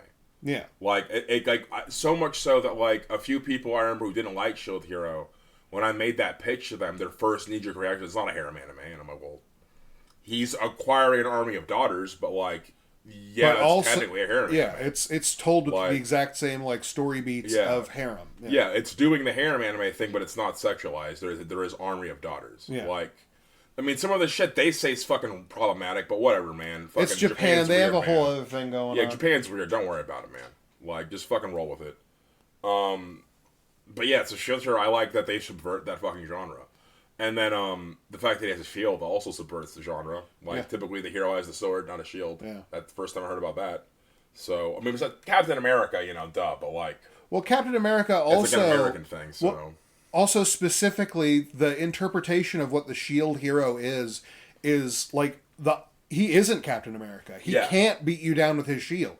Mm-hmm. That's, like, part of the rules of it. Mm-hmm. So even within that idea of like, well, there's other heroes who use a shield, he's still different. Precisely. Like when you examine any further beyond the original tertiary like lens, it becomes more robust than that. And once again, Shield Hero, fucking. I think Shield Hero at its core is a very fun idea that like has interest. It's very interesting. Yeah. I fell off like when they got to the turtle. I just stopped caring. Yeah. But I haven't caught up on that in a long time, so... I mean, like, if they fucking update the anime, maybe I'll watch it again. I don't know. I think I did, and I didn't watch it, so never mind. Season 3, I think. Yeah, I was going to say, I haven't seen Season 2. I stopped watching. I stopped caring, yeah. I mean, I'm sure it's fine. I just... Originally, it piqued my interest, because it's subverted the genre, and then it just stopped really mattering. A different thing that I just have opinions on is that I read a lot of things that are bad, especially manga, because I'm a fucking dork, microphone people. And I read them even though they're bad, because I feel like there's like an inherent value in things that are just interesting. Yes. Like there's no need for it to be good. This can be interesting. And it's not like these authors have no good ideas. Yeah. And like in every single one, I'll find at least one thing that I'm like, I like that. I remember hearing a story that, like, the guy from Led Zeppelin who writes the songs, I don't fucking know all the fucking artist names. Who cares? It's boomer shit. Yeah, it's precisely, right? So I heard a story, I don't know if it's fucking true, but apparently, they went to some, like, venue or whatever, and there was, like, some, like, you know, old podunk guy playing his fucking songs or whatever. And, like, the last one they heard really stuck with the guy, and they used that for the intro to Black Dog. And it's like, so they just went to this show that might have just stunk or whatever. Like, they're Led Zeppelin. Like, what the fuck are they sticking around? You know, but they're probably still young in their careers, but still, right? Like, you know, just hanging out around. And then at the ass end of, like, a mediocre, like you said, not spectacular, basically garbage, but, you know, we're here for it. It's entertaining. Right. It's entertaining. It's interesting. Dude, going to live music's has nothing to do with whether or not the music's good. Like, I'm not going to the gay bar because I want to suck dicks. I'm going to the gay bar because that's interesting as fuck. I've never been to a gay bar before. Let's see what's going on, man. Like, speaking of which, that's where I'm going, fucking, in a few weeks. When I go up to Michigan, I'm going to be going to fucking hang out, go and check out a gay bar called, I forgot what it's called, so... That'll be weird. Mystics. Very slutty name. I would have never guessed Mystics. Yeah, Mystics. Very good. By the way, so in my head at all times, there's like a little ticker, like comes out of old-timey, like the stock tickers. Yeah. And it's just printing like jokes at all times when I hear things. So you're trying to remember the name of this thing, and I'm like, just printing gay bar names out of my head. What did you come up with? Oh, none of them were even like reasonable. It was like White Swallow, Suck Palace, like okay, what else? Fuck, bro. The Hole. In that same vein, when you said mystics, at first I thought you said Miss Dicks. Ah! I was like, that's not. You didn't say that. You're right, I did. Miss Dix sounds no like one a... would name their gay bar. Miss Dix is my drag name now. Oh, no. Mystic Miss Dix. Backpedaling a little bit Write that down. on some things. Fuck. Things that are bad. Got canceled. I was looking for something to watch. Yes, sir. So I was on Amazon. I was like, oh, Fallout was good. What else they got? I need to watch things that aren't anime. And I was just flipping through. And I scrolled through a lot of shit. And I was like, I almost put on The Expanse. Because like, I know that's supposed to be really good. But I was like, it's a commitment. I'm not ready for that. I'd watch that again. And then I was just flipping through. And they got a lot of East Asian shit on there now. Amazon original bullshit. Yeah, they do. And one of them... I have to keep explaining to my parents like what like K-dramas and shit are, and they're like, so it's just like a regular show. I'm like, it's not a regular show. It's live action anime, bro. Regular for them. Yeah. But yeah, you nailed it right then there. So I'm flipping through and I see this little show called My Undead Yokai Girlfriend. Yeah. Huh. Oh yeah, no, I know that one. I've never watched one of these before. Let's throw it on and have a laugh. And at the end of the first episode, I'm like, God damn it, I like it. And Yep. Goes down smooth. Live action anime, man. They know the story beats. Literally just live action anime. Yes. And I almost finished the entire season. Mannerisms, It's probably story structure, even considering I know that title, it's probably a live action of an actual manga. It felt like it. I mean, yeah. One thing that fucking blew my mind, and as a comm major and studying culture and shit, how evident in shit some of this stuff is, like the little normatives that we don't do in the West, that East Asia specifically hones in on. It's almost ubiquitous, and a lot of it is the mannerisms of chicks over there. Because both of my Korean professors were just doing the shit you see Genki girls do in anime, just in their regular ass mannerisms. It wasn't anything they were fucking doing. And, I'm trying to not laugh some of the time. Right. Not, laugh, because I'm just more being there's no way that's real. That. They're doing a bit right now. Yeah, you're making fun of me right now. You're trying to make me say something. Yeah, we're I get in Korean class, and you think we're all fucking dorks. Yeah, exactly. Yeah, I'm like, what the fuck is even happening right now? But no, that's some mannerisms. So, there's a thing that I heard that I personally perceive as, probably the most scientific view one could have of this, which is that the thing that gets exaggerated and is what a medium is known for is the thing that it does that nothing else can do, but more than that, it's the thing that it does poorly. So the easiest example of this is people like lo-fi music, and lo-fi music is specifically the only place where you'll get low fidelity, that's the point of it. But, it's the only place where you'll get that sound because that sound is bad everywhere else. Yeah, fair enough. And if you're listening to, a speed metal and it has, suddenly a part of it goes, country music, you would be like, what the fuck? Because that's not what that's supposed to be. It's a different fucking medium. So when moved to video and specifically live action television, we can't do things that we can even do in non-live action television, hearing thoughts is not a thing that we do because it's weird to just look at a live action man not speaking, just totally straight faced while we hear his thoughts. It's weird. Even in the movies where we do that, it's weird. Fight Club's weird. It's sort of a weird experience.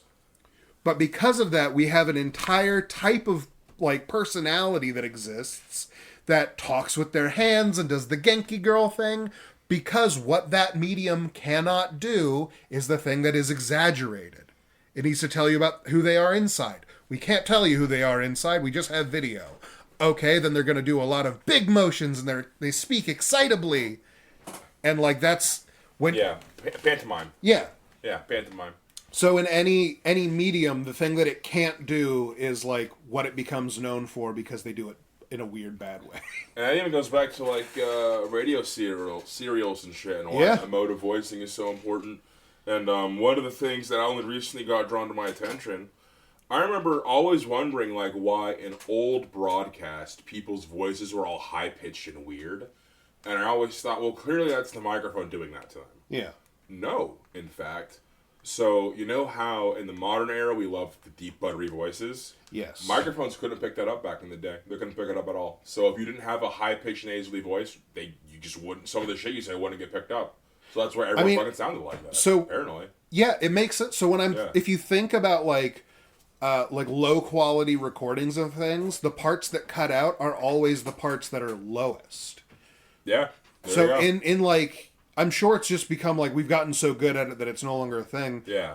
But like, yeah, that's making a crazy amount of sense. Yeah, it makes a lot of sense. Yeah. It's same way.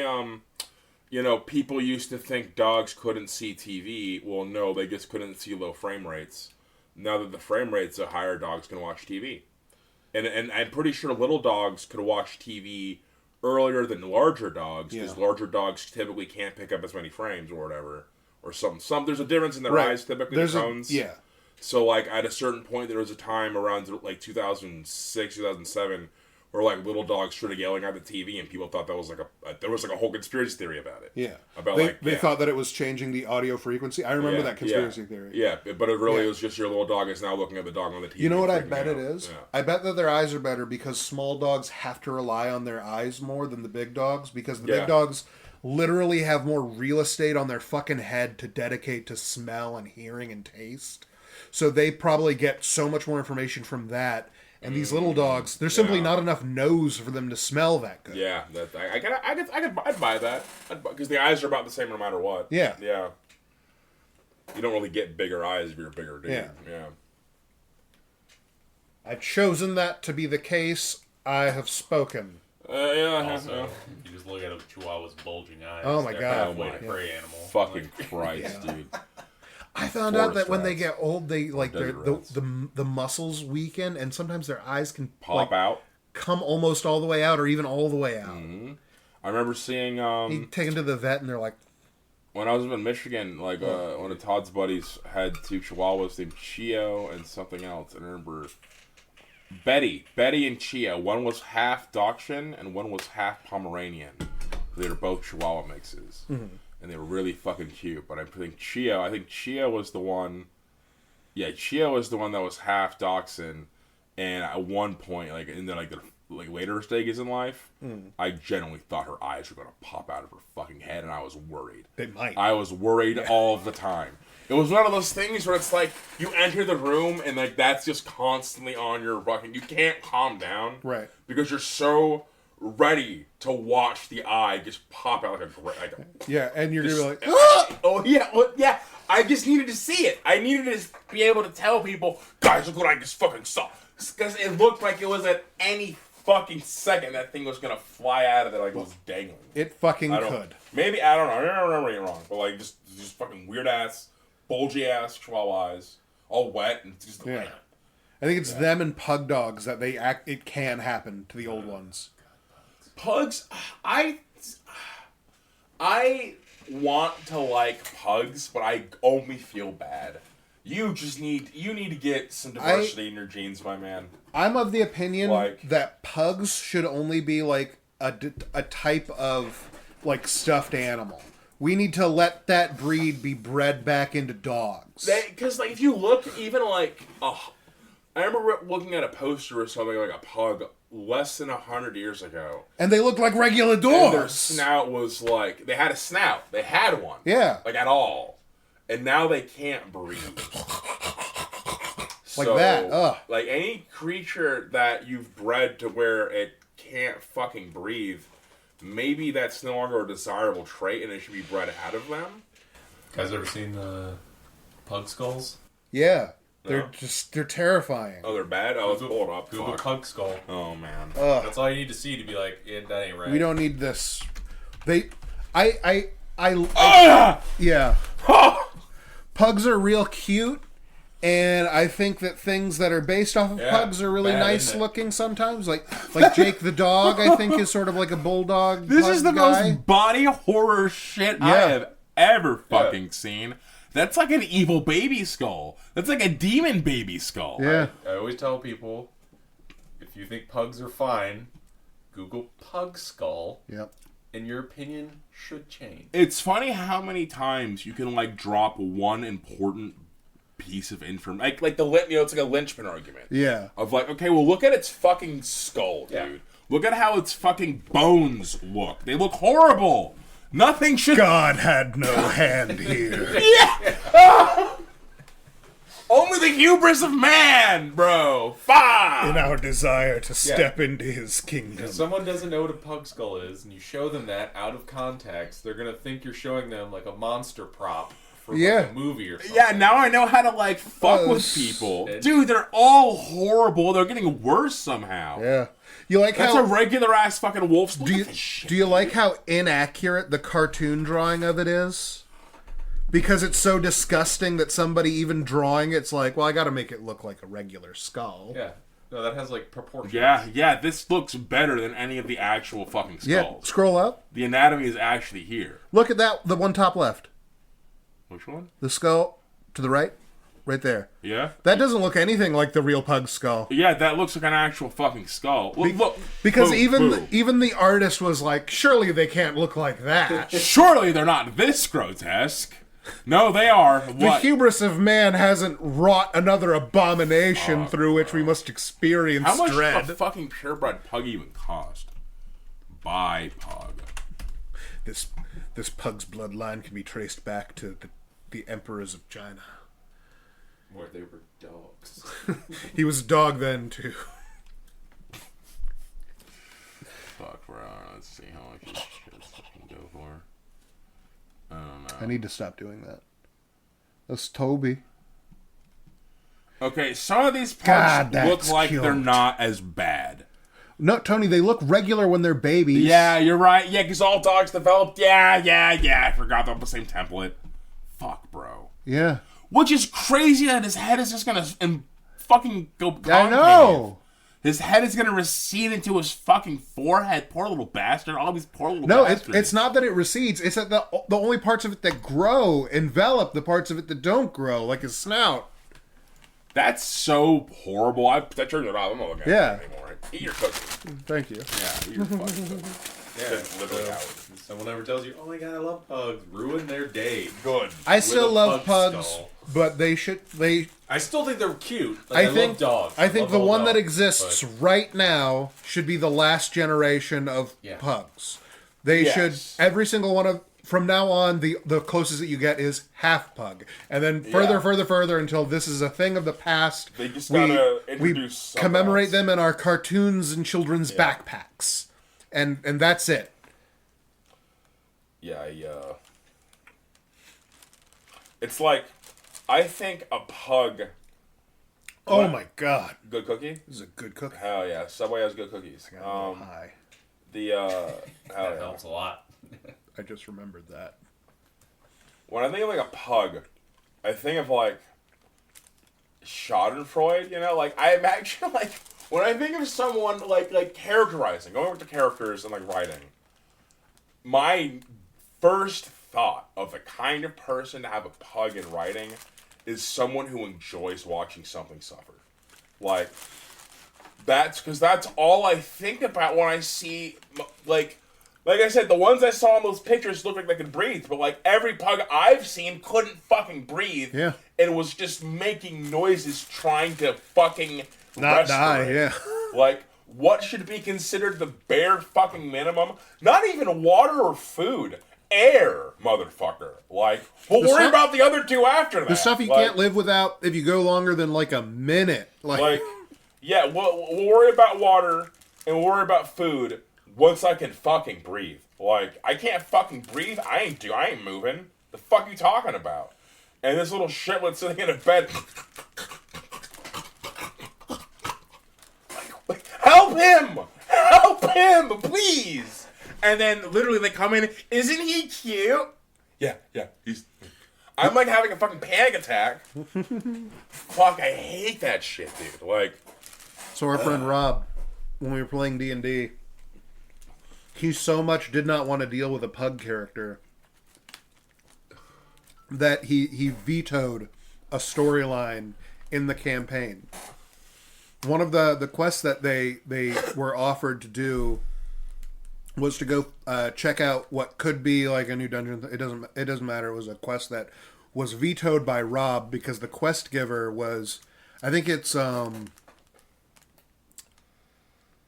Stoutcaster is the name that I gave him, but he's like a dog man, but he was a pug, and so he had like gnome size, and he was a gnome, but he was a little pug. He was a little pug. He was a pug man. He was a pug man wizard, and as soon as I revealed the pug nature of him, immediately Rob was like, "We're not doing that." Yeah, vetoed. And unanimous consent. Yeah. Yeah. And it was smart of him because I would have really made a meal as the DM out of being like talking with the. And I would have been furious. Yeah. So I took the hint. He's not relevant anymore. Yeah, not a. I don't like pugs. I don't want. Which is and I guess I'm a bit of a hypocrite because I think keep the corgis coming. I like my little dwarfism boys. Especially anytime they can, like, mix somebody else in there. I remember my favorite variant was the German Shepherd corgi. Oh, yeah. So it was just a German Shepherd with a corgi leg, so it just looked like he was trying really hard, but he just could never actually get there. I love how you mix them, and it looks like you bought DLC skins for That's a what corgi. that's what I'm saying, dude. It really looks like a DLC pack of, like, the same... It's a skin. It's still a corgi, template. but it's... It's the same template, the same model. They just reskinned it with, like, German Shepherd or Husky. Yeah. And they're just different color palettes for the same damn thing, and I love it, dude. What a great little animal. So, I don't know. Pugs, to me, are like, isn't that horrible? And then a corgi is like, isn't that funny? What we did to him? Like, we trained him wrong as a joke. Because pugs straight up can't breathe. Corgis just have a rough time being tiny. Which is weird. Okay, so to my understanding, like, I need to do some fucking research on this, because, like, they're shepherds. Yes. And, like, I guess having the low center of gravity makes it easy to pivot and turn, is what I'm assuming. Yes. That's what gives them their advantage? Yeah. Because otherwise you'd want long-ass legs for speed. Right. Okay, so I'm not, because I'm really writing, okay, yeah, good. Yeah. Good. So but what I did in my book isn't incorrect, yeah, okay. Yeah. Good. No, because their center of gravity is so low, they can put all of their weight immediately on their back legs, so they're able to just pivot real fast. And they just, like, shoot. They're like snakes where they just zip around. That's what I thought, yeah, that's okay, yeah, because that, they can literally... The only problem is that around. having hips for those legs on that long-ass body gives them hip dysplasia. Oh, easy. Their spine isn't Most very shepherds good. just get hip dysplasia, because Yeah. shepherds have that. German shepherds have that, too. Yep. Shepherd breeds in general, yeah. Actually, I'm pretty sure it's a thing where, like, most of, like, the dogs that are, like, pure breeds get hip dysplasia because we breed them to look a certain way without taking into, like, effect why do they look a certain way. Yeah, true, because we're doing So we shows, trained them wrong as a joke. like, literally, like, generations of dog shows because we made dogs bad. Certain breeds. Well, not bad, but yeah. It's given them a rough genetic lottery. That's a lot more fair. There are no bad boys in Alien. Or bad dogs. They're good. Yeah, every dog is They're a good good dog dogs. until someone makes them a bad dog. Yeah. People do that shit. Yeah. Fucking... I tell you guys that I am on video now saying shit in a mostly silent church. Oh, yeah, dude, you gotta tell them the story. This is devastating, man. So A solid L for the ages. Carter graduated kindergarten this past couple weeks, last week I think, and not last week before last, and I went to his graduation ceremony, which was weird because he goes to a private school, and so it was church. It was in a church, and I went, and I had in my heart and in my head, just don't be an embarrassment. That was my only job, a job that I failed, because I dressed up. I said hi to all the people. I was very nice, but when we were sat down, and then they brought out the kids to, like, populate the bleachers up front so that the kids could could put on the show that they've been practicing for the last, like, 2 months, which was telling us about all the things that they learned and what they can do now that they're going to the first grade. Isn't it cute? And one of the things that they said was that they learned the 7 continents, and they learned the oceans, and they learned how to count to 100. They learned how to count to 100 by ones, by fives, by ones, by twos, by fives, by tens, and by 20s. They can count to 100. He said, "Let's and let us show you. 1, 2." This is 20 children in unison counting. And at first, I start, you know, and then they're getting to 10, 11, and I'm just like fighting not to laugh. Because no way they're counting to fucking 100. That's hilarious. Why would you make them do that? And then they get up to the 20s, and I am like, just be quiet about the laughter. I'm like, And then the kids said, at 21, "You didn't think we'd really count to 100, did you?" And I lost it. Because now it was we were allowed to laugh. We're supposed to laugh at what the children are saying. So I lose it harder than is appropriate. And then, when everyone else calms down, I do the thing that I always do when I need to, like, lock back in, stop being a dumbass, and start listening, which is like, oh, shit. In front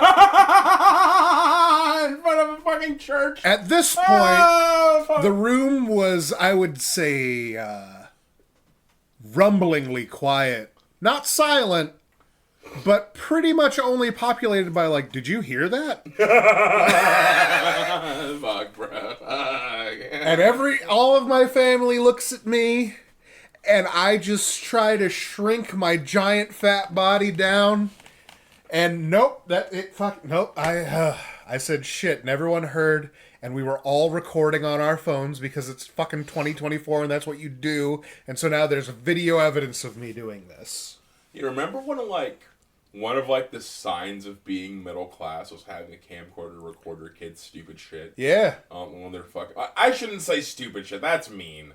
But your kids' little fucking festivities and stuff, yeah, they're cute and wholesome, they matter, but yeah, it's funny, yeah, it used to be like a sign of status to have a camcorder to do that. Yeah. Like, now anyone has a goddamn phone, yeah. I remember when I was real young, the family that used to live across from us, and then after we moved and they moved, that we still stayed family friends. I remember being young and going over to their new house. Yeah. Nice. Terry Nanny. And going over to their new house that they had built because it was very nice, but they had a pool in the backyard, and it was in ground, and also they had a special VCR just for the tapes that come out of the camcorder. And I was like, what? It's like a cassette thing that you put like a tape, like the edifice of a tape, over your fucking camcorder's tape, and then you can put it in the VCR. What? They just valmorphinized together into a regular tape? Yeah, we love Voltron. Yeah, Voltron always good. Oh yeah, Voltron's spectacular. Anything that plugs into other things to make additional functionalities, we call that Voltron. Yeah, valmorphinizing, Voltroning. Yeah, minicons sometimes. Minicon are good. Yeah, call it a minicon. Yeah. Yeah. And any sort of external unit that attaches to the whole in a gestalt, always a fan of. Yeah. The sum should always be greater than the whole of its parts. Synergy. I had nowhere else to go. I'm sorry. Yeah. I love it. What were we talking about? I don't even fucking remember, man. I just took a hit, so I'm pretty toasty. We're so good at podcasting. Die. Just fucking smoke away. Shoot shit, man. Whatever, dude. Purchase ad space here. Fucking right. Anyway. Oh, our ads go dirt cheap. If you want to do any kind of ad, if you hand me $1, I'll do it. Yeah. God bless. I wonder what would even want to like, because I have it listed under comedy and I have it listed under I don't even fucking know. Is it meta to talk about your own podcast while you're podcasting? Yeah, it's actually a pretty bad sign. Yeah, it's not good.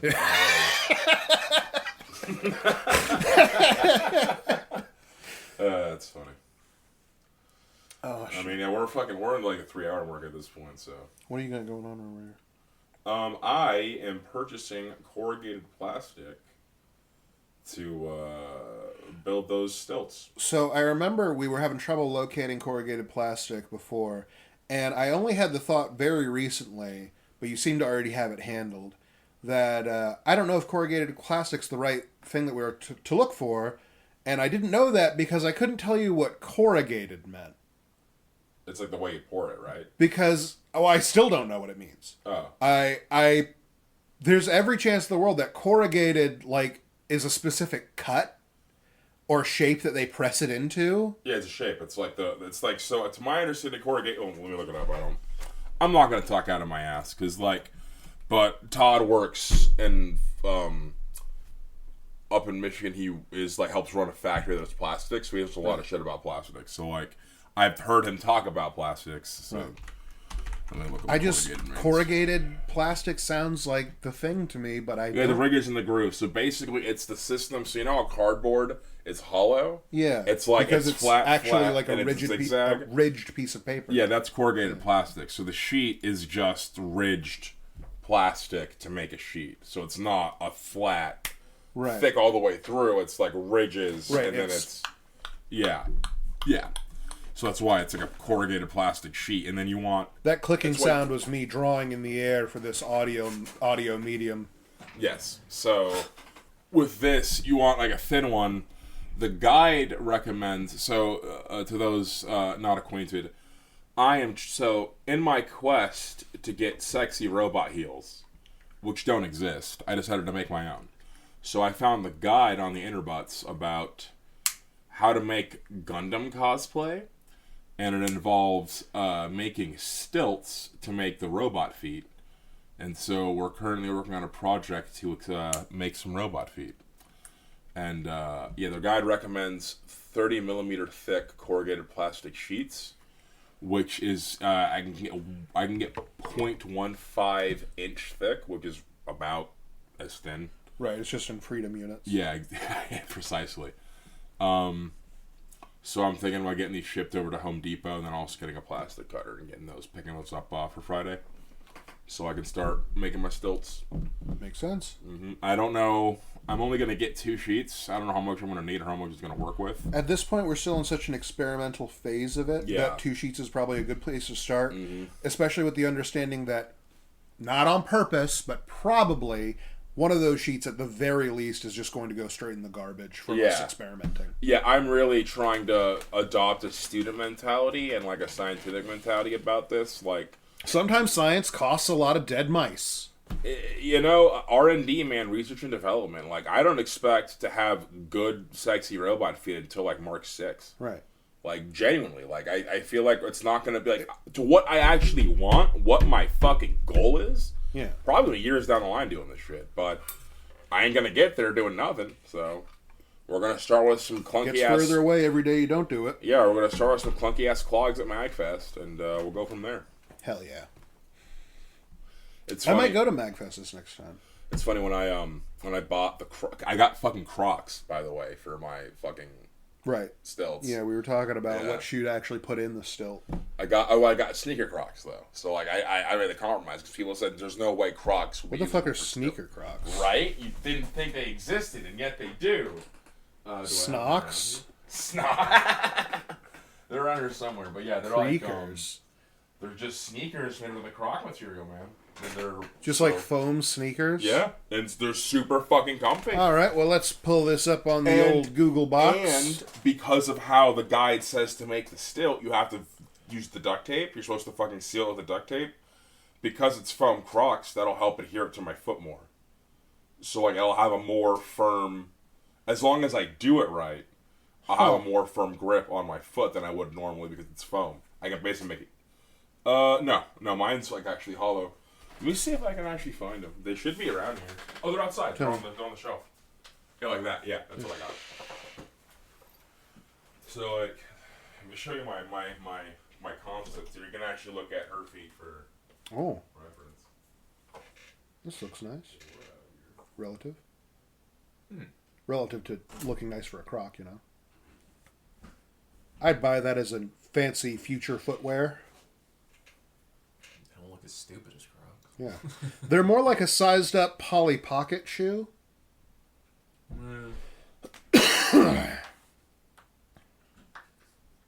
Right down to the material, I guess. Yeah. Yeah, okay. Well, those are even fancier than those ones. These are, yeah, this is what I was showing him. Yeah, so it was actually a nice experience. I went to the fucking Croc store in the mall. So originally I was trying to go. Store? Yeah. How powerful are Crocs? That's what I fucking thought. Oh, dude. you guys are way behind on Well, this. no, when I first saw that years ago, that's what I thought, Yeah. and then that's why I went there. I've surrendered. This is the future. This is the way. This is the move. These are the comfiest goddamn shoes. Otherwise, everyone wouldn't be wearing them. They're ugly as fuck. Yeah. These are fucking atrocious looking. But I'm not gonna be. No one's gonna have to see me wear these. They're gonna be sexy robot heels. But I'm gonna feel like I'm walking on clouds. Yeah. And that's a My flex mom right there. literally had a closet full of Crocs because she was a nurse and on her feet all day, and they're just very comfortable shoes to be on your feet all day. Yeah, it's just foam, which is like I'll do that when I'm gonna be on them for 6 hours in stilts. Yeah, I'll take foam. Have I told you about like why? You know why Crocs are big. I don't need to tell you. What? So Crocs was going out of business until a movie that took place in the near future, or actually kind of far future, it doesn't matter. In the relatively near future, where everyone was idiots, they needed a future shoe. And so they hired this company that was almost fucking closed. They were almost like completely out of business to make all the shoes for this movie, and that's what saved them. And that movie was Idiocracy. No way. No way! Oh my Yeah. god, that's hilarious. Yeah, that's why everyone wears Crocs in Idiocracy, because it looks both stupid and from the future. Cause like they're just foam clogs. Yeah, Which is ugly and dumb, but comfiest goddamn shoe I ever wore, man. Yeah. So that they win. You fucking win, dude. I went right. I made a beeline. I thought I went. So I originally went because like I'm down to a size large. So like all of my fucking 3X shirts just look fucking disgusting on me now, and I just look like all billowy. Yeah. Yeah, all billowy and not good. So I was like, we're gonna hit up the old Hot Topic, my old stomping ground, to get some goth wear. So like I ordered a shirt. I ordered This is the shirt. story of how he ended up in Crocs, by the way. Yeah, hell yeah, bro. I ended up buying this shirt with the cute The demon, yeah. hot bunny demon. Ordered that online and had that fucking sent to the store, so I didn't have to pay shipping. I know it was the only way to get it. It was like there's some sales, some shit, doesn't matter. Right. So I ended up going there. They didn't have it in stock, but I was like, well, while I'm going to fucking there, I might as well pick up these shoes for the fucking cosplay I'm working on. Right. And I was like, well, what fucking shoes am I gonna go? Am I gonna go to like fucking Burlington? Am I going to clearance? Like, what the fuck am I gonna do? And I was like, fuck it, dude. The only thing that matters is my feet not screaming after 6 hours Crocs. So Nothing else. I'm gonna pitch to you guys a scene right now. It's of a 30-plus-year-old Tony, seems a little aged out of the scene, walking into a Hot Topic, treating it like, oh yeah, I remember this place, and the young people who are there are like, oh, I guess this guy was it back in the day, huh? And they talk to him, and he seems pretty chill, and then he buys some stuff, and it seems like maybe he's letting the old cat out of the bag that he hasn't let out in a long time, letting himself indulge a little bit. And they watch him leave their establishment like, hell yeah, old guy, and then he walks directly into the Croc store. Yes, sir! Yes, sir! And their face twists from hope to disgust. Yes, sir! Not even sorry. Not even fucking sorry. Goddamn. No, the folks working at the Crocs place were really fucking helpful too. Like they instantly like they even asked me like what I was doing. They're like, well, what are you looking for? And I was like, I'm trying to make a cosplay. And they're like, oh, you're a cosplayer? And I was like, oh, I'm not going to say I'm a cosplayer, but I'm working on a cosplay. And then they, like, called, like, I guess their manager or something, someone with authority from the back. And she's like, yeah, this guy's a cosplayer. And I was like, oh, hi. And she's like, oh, you're going to work on a cosplay? I was like, yeah. I need something super... I was like, and I showed them the Cube-like cosplay that I'm basing it off of. Uh-huh. And I was like, gave them the whole sit rep. I was like, this is what I'm doing. I don't know. What do you guys recommend? And, yeah, they nailed it. So I think they nailed it. Well, that's the thing. I don't know if they nailed it technically. Right. If you're listening, ladies... You could have gotten just sales. Yeah, you could have duped me. Yeah, they could have used Taekwondo of sales on you. I did, like, insist to get one of the little foot booties. To, like, I'm not going to fucking wear shoes if I'm not going to fucking put a sock on. And I wore flip-flops there. Because I originally didn't intend to go get shoes. Right. I originally intended to go get a shirt. So I was in flip-flops. And, like, going shoe shopping in flip-flops is a fucking red flag, man. That's how you get goddamn foot fungus. Yeah. So, but they ended up having a little sock thing. That was nice. That's nice. Yeah. But yeah, I ended up wearing the shoe and trying it out, and it felt fucking amazing. But if it fails, it's no fault of theirs. It's just a matter of, like, can I put it on the wood block and duct tape it, and it conform to my foot without feeling weird. Right. Because it's foam, and it's not, like, it's tight to my foot already, it might squish weird and leave space that doesn't need to be there. There can't be any space, basically. Right. And you have, like, a tight thing so I can, Right. Otherwise, it'll be like you lift up your leg and the foot only lifts up, like, half a second afterwards, and it looks real bad. Yeah.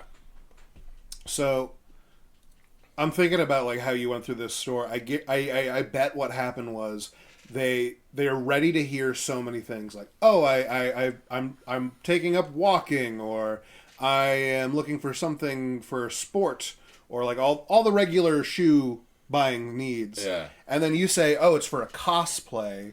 And people have the internet now. Most people know what that means. Yeah. But I guarantee you they don't have a sales pitch they ready were for both it. younger chicks, punk rock chicks. Like, they're all piercing up. They had the pierced up, and, they were savvy, dude. That's why I was so comfortable just being like, okay, well, there's no way you guys don't fucking know what this is. In which case, they probably were like, oh, everyone wants to get in on this. And anyone with any sort of punk rock vibe, you are instantly an ally to me. Like, I just know you're probably Vogue with what I'm Vogue about, so I just, I'm going to talk to you. But that also means that we need to keep an eagle eye out for all those little German nods. Bro, that's why. That's exactly why that's the case, man. Like, sorry, anyway, It's like that webcomic about the mushroom identification book where it's the gentleman's white cap or the fool idiot false gentleman white cap. Yeah. Instantly deadly and poisonous. And they're exactly the they same. They look identical. Well, like the fucking, the Black Sun. I didn't know the Black Sun was a thing until you told me the Black Sun was a thing. Yeah. And it sucks because there's a different tattoo that's like a sun with a face. It's like an Oberon thing. I don't fucking know what that one is. But it's not the Black Sun. They look to me, they look from a distance, they look too similar. They look too similar, and it's like, I've only seen it, I saw it on my 3rd grade teacher's ankle, and I always thought, oh, what a cool tattoo, like a little kid me. And it's interesting how these things are so formative, because, it used to be if you get a tattoo, you're not getting a job. That was the kind of zeitgeist. And that was dismissed as early as fucking 3rd grade for me. Right. And then the only other time I've seen that tattoo was on a porn star's thigh. But it's the same tattoo, but, way bigger. It was the same woman. Could have been! Or a daughter. I kept thinking, if this is her daughter, that'd be so awkward. It's been a long enough time. What a horrible thought. Yeah. Could have lived a whole life, and then I guess I'll go. That's one of the most surreal things. Is anytime a guy is just doing his business and stumbles upon his daughter's porn. What do you just how do you handle that, man? You build a killdozer, I think. The only way left is forward. Yep. Endlessly forward. Clearly the path that you are on and that you set your child upon is flawed. So there's only killdozer left. The only way is kill.